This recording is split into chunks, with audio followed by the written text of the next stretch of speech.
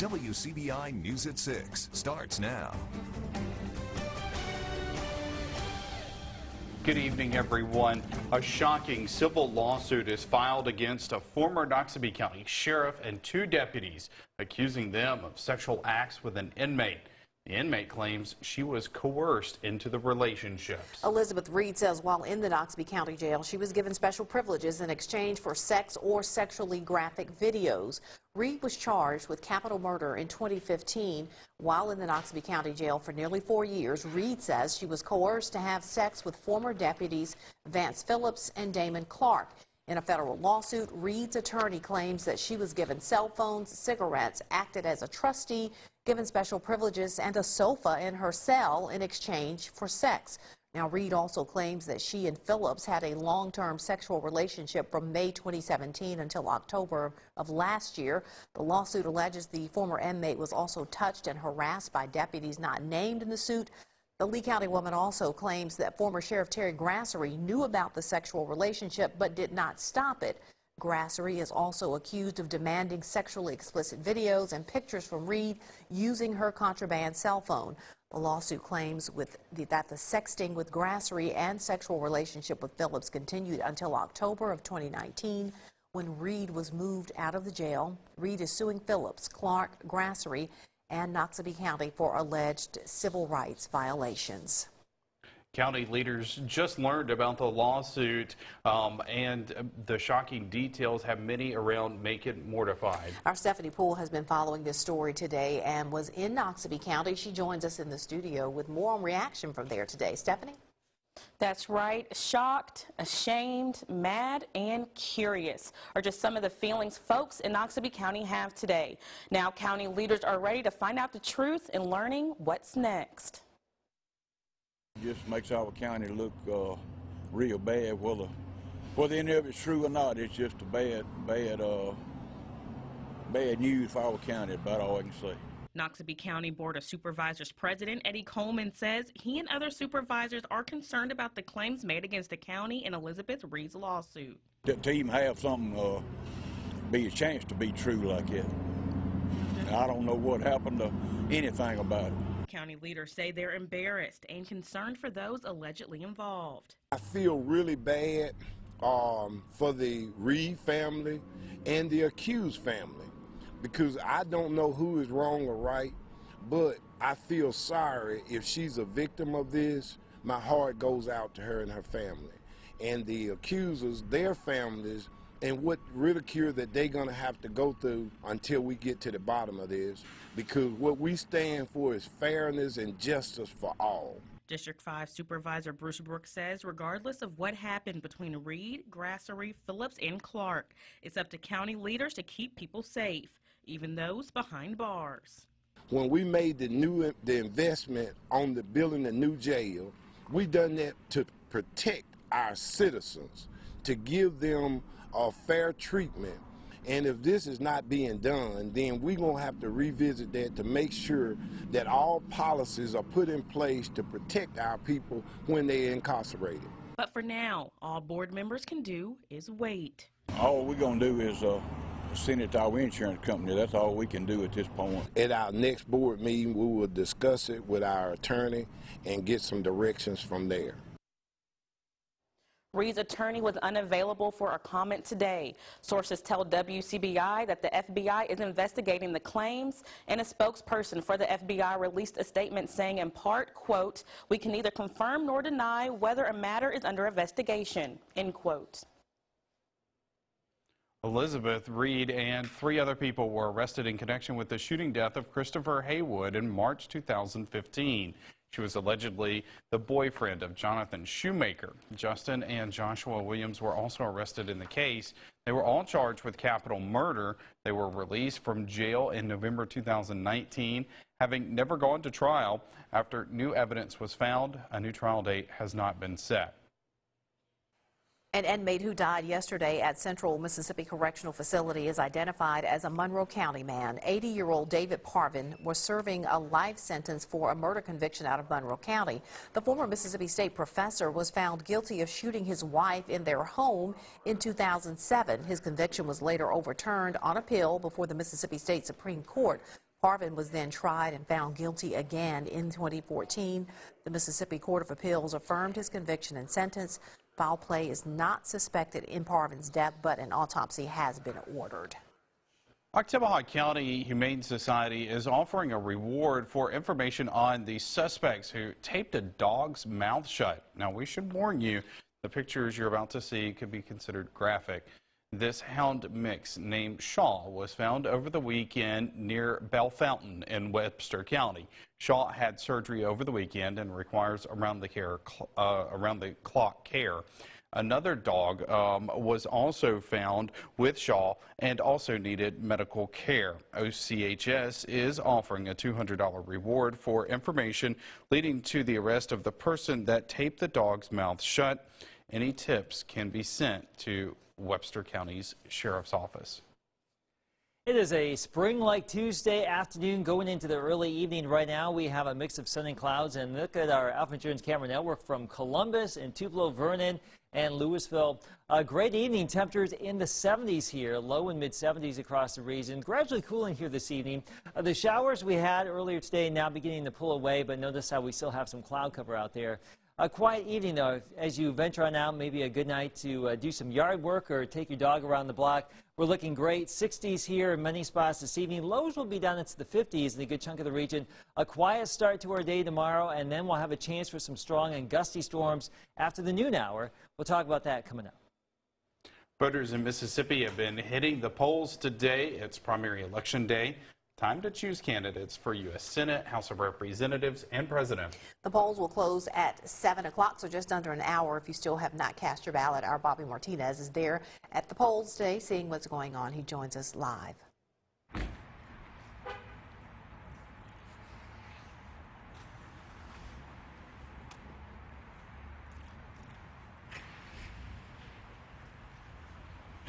That is right. I am live outside of First Assembly Church here in Columbus, one of the locations here in the city.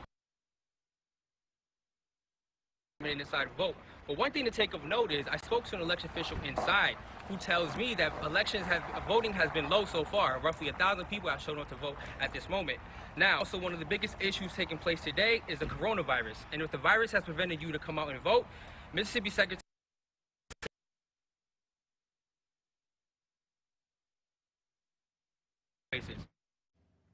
All right, we apologize. We're having some audio problems with that feed from Bobby. We'll try to get back to him before the end of the newscast. Yeah.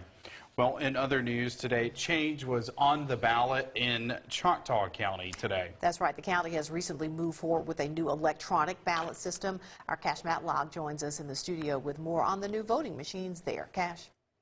Voting Works started out as a trial run in June of 2019. Now the new machines are county-wide, and they're receiving mostly positive feedback. I love it. That was the general response when voters at the Choctaw County Community Center were asked about the new system. For many, this was their third time using the program. Poll workers love them. They're much easier to manage. They're, as you saw, they're in cases that are like a little briefcase that just open up. Everything's there. It's quick and easy. The convenience is key, but voters also appreciate that the process is much more private. It gives a secure paper ballot to the people so they can see who they voted for. That way you know that your votes are actually cast as you predicted you want them to be. According to a recent poll by Gallup.com, only 1/3 of Americans feel like their vote is counted accurately. Voting Works is a nonprofit organization hoping to change this mindset. They were looking for a place that would work with them and was interested in being a part of something from the ground up. So we feel very fortunate to have been able to be a part of it. And we feel like it's a very, very sound, effective system. But even with the technological advances, some voters like to take care of things the old-fashioned way. I like handwritten votes. There's too much change going on now as it is. One thing they can agree on, the importance of having your voice heard. Those that complain really have no right to complain because they didn't voice their vote through voting. And they need to know that it's that important to get out and make the effort to vote. My heritage goes back to the beginning of this country during the Revolution and everything else. And if you want to be an American, you should partake. The First Amendment says you have free speech. Once again, polls will remain open until 7 p.m. tonight. If you don't have a photo ID, you may cast an affidavit ballot as long as you provide a photo ID to the circuit clerk within 5 business days. The Mississippi House of Representatives passed a resolution today that will put a second medical marijuana proposal on November's ballot. The proposal, labeled House Concurrent Resolution 39, is a new legislative alternative to the previous ballot initiative number 65. Supporters say the House's proposal would eliminate problems with ballot initiative 65. Opponents say it's designed to split the vote and kill both ballot initiatives. The House passed the resolution 71-49. You can read more on the resolution on our website, WCBI.com. This time of year, animal shelters have too much of a good thing. Kittens and puppies. One group is turning to social media to help. Find out when we come back. Welcome back, everyone. A Winston County native is honored by the Mississippi House of Representatives for bravery and courage. Lawmakers passed House Resolution 40 today. Brad Sullivan is a Madison County Sheriff's deputy. He continues to recover after being shot in the head on September 5th, 2019. Sullivan was shot after a hostage situation that led to a high-speed chase in Madison County. Edgar Ebert crashed his Jeep. That's when a shootout occurred. Sullivan was shot along with another deputy. The suspect was also injured. Sullivan was released from the hospital just days before Christmas.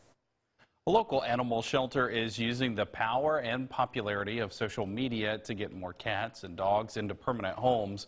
The Tupelo Lee Humane Society has been using Facebook for several years, and it has seen adoptions climb. Recently, shelter staff decided to expand their Facebook presence to make it easier for the public to find out about different things the shelter is doing. So we took our main Facebook page and we broke it down into 3. We have our brand page where, you know, we try to share like our adoptable animals, if we have a special event, if we have an emergency need such as supplies. We ended up pulling all of our lost and found animals out and creating a Tupelo Lee Humane Society lost and found page. Now, there is also a private Facebook page for those who want to foster dogs and cats waiting on adoption.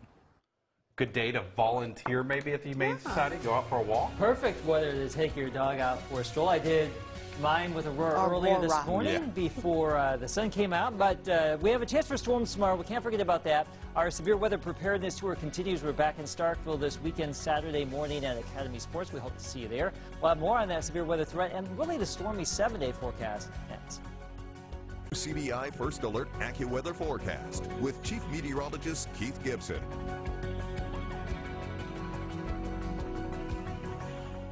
Had you in suspense there. I didn't know if I was going to come back in time. All right, we have some warm weather to talk about for the next 7 days here. You'll see that in the AccuWeather 7-day forecast. This morning, cloudy, some lingering showers this afternoon in Louisville, Mississippi. Look at that. The look and feel of spring. It's back. We've had some showers this afternoon, but those are now moving away towards I-20/59 into central Alabama. Right now, this evening is looking great. We've got some 70s. It is much cooler in Memphis now at 59. There's a frontal boundary that has come on in. It's stalling out, and this frontal boundary is just going to be hanging around for the next week or so, so get used to it. There's an area of low pressure out in Kansas, and we expect that thing to initiate a complex of storms out there later tonight and then race down the front as we go throughout the course of tomorrow morning. By the afternoon hours here, probably after midday, maybe 11 o'clock in the morning, but let's just say noon and thereafter, we'll have a chance for some storms around here in our region. Those will tend to weaken tomorrow afternoon late, and then we'll have another round of storms, it looks like, as that frontal boundary meanders as we get into Thursday night and maybe early Friday. So we have this level 1, level 2 risk for some severe weather potential tomorrow, mainly in the afternoon. Wind would be the primary threat, maybe some hail, of course some heavy rain and lightning. The tornado threat is going to remain on the low end of the spectrum. We'll keep you updated here on WCBI TV. Make sure you have the WCBI News app for the latest forecast, the push alerts, and what have you. If you see anything, we'd love to see it on the app there, your pictures and your videos, your reports. 53 degrees tonight, a little bit warmer south, a little bit cooler north, a shot at the upper 40s near the Tennessee border, mid to upper 50s south of Columbus tonight. So overall, with our hour-by-hour forecast, we will be doing well through the night. The clouds will tend to fill back in, so we will likely wake up to the clouds on Wednesday morning. And notice by midday, here comes that batch of storms. This is a big storm complex that will likely line out, and that typically means more wind damage potential than anything else. And that will rumble on through the region, and then we'll have a lingering chance for some showers and storms here going into tomorrow night and Thursday morning. Notice how we will warm back up well into the mid to upper 70s Thursday afternoon. The second wave of storms will come back down sometime late Thursday into Thursday night, so a bit active for us here. Between now and next Monday, 1 to 4 inches of additional rain. Very active here for the next 7 days. A little bit cooler Friday. We're advertising 60s, but then the 70s return for the weekend into next week. There you have it. March is here. The NCAA continues to monitor developments associated with the coronavirus and update on the impacts on March Madness next in sports. WCBI Sports with Courtney Robb is brought to you by your local Ford dealers. Go further. With the regular season in the books for men's basketball, the Southeastern Conference releasing official awards. Mississippi State forward Reggie Perry and guard Tyson Carter earning accolades, along with Ole Miss guard Breein Tyree. Perry and Tyree both being listed as first-team All-SEC, while Carter was named Sixth Man of the Year. Perry was also named as the SEC's Co-Player of the Year by the Associated Press, the second Bulldog in program history to ever snag the honor. Those are great honors to me because I don't get to vote. It's the fellow coaches in the league that recognize the best players in this conference, and I think that says it all. You know, there's great respect for both those guys from all the coaches that we've had to coach against and compete against, leading those other programs and other teams. It means a lot because I feel like I put in a lot of work to get to that point. That was one of the goals that I wrote down for the season. Like I write down goals that I want to accomplish for the season. So that's just part of it, but right now I'm just really trying to focus on winning this SEC tournament and just doing whatever we got to do to win this SEC tournament. It's a big advantage having a guy like Reggie Perry. He's the best rebounder I ever played with, and not too many people can guard him down low. So, and he can pass the ball. It's just a lot of different weapons that he has in his arsenal.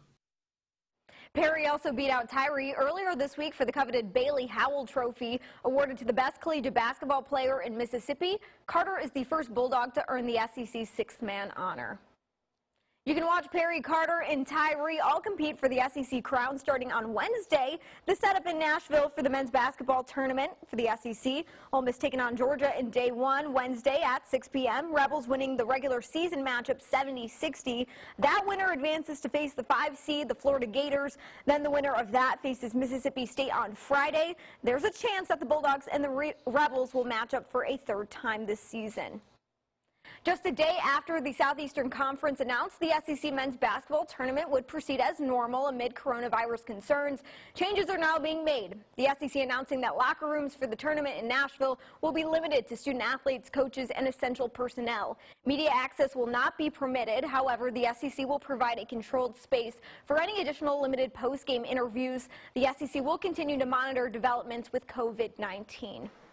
While many conferences continue to take precautions for the coronavirus, such as closed locker rooms and canceling the Ivy League tournament, the big dance will go on as planned.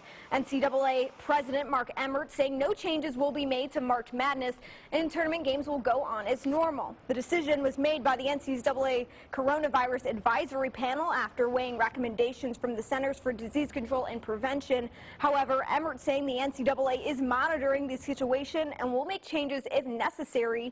The NCAA men's basketball tournament officially begins on March 17th. Midweek baseball returns tonight. Ole Miss playing a pair of midweek matchups against the University of Louisiana Monroe. First pitch started at 6 p.m. And that can be available to watch on the Warhawks All Access Network. Mississippi State and Texas Tech playing a neutral site top 25 matchup in Biloxi. Game 1 of 2 for the series began tonight with a first pitch at 6 p.m. You can watch that on the SEC Network streaming service. I've heard that's a cool park to watch a game at down in Biloxi. Have you? Where the Shuckers play. The Shuckers. Yeah, the Shuckers. What an interesting mascot. It is. It is. Could you tell me what a shucker was? Shucking oysters. Is that what that is? Yeah, that's what it means. See, being from the Midwest, I figured shucking corn. That's the only shucking I know. I hate to tell you, but that's what I was thinking also. It's somewhere right here, girl. Oysters. Go look at the mascot. Okay. Look up the mascot. I'll have to. We'll There's be your right back. education for the day. Right. I'm good for something. All right, here's our 7-day. You can see a chance for some gusty storms tomorrow afternoon. We'll be watching that. Of course, several more rounds of rain and storms. Temperatures have warmed up. There you go. All right. All right. And hey, can y'all put up the Shuckers logo? Oh, there it is. Yes. There it is. We're here for you. Have a good night, everybody. The Shuckers are